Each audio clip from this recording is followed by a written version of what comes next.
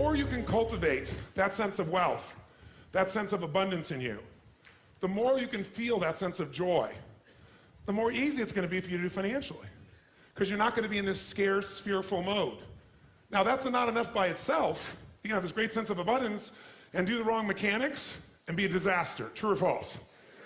But if I had to have an area to get you started with, you want to have the emotion and psychological strength, because that's going to carry you through when the mechanics are boring or frustrating, or when things aren't working out. Your emotion, your psychology is what will carry you.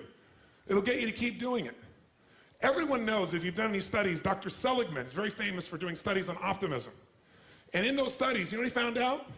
People that are pessimists are much more realistic. They're much more accurate. If you give them a test and you ask them to look at something and give you a size measurement of it, or to evaluate their own success or failure at a task, and every study Seligman's done, he did it in the University, I think Pennsylvania if I remember correctly originally, what he found was that optimists always see themselves as doing better than they really did. They basically BS themselves. What happens to pessimists, they're 10 times more accurate. But here's what he found out.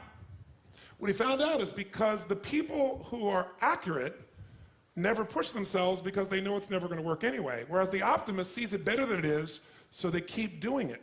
Because they have the illusion they did well, I'll do even better next time.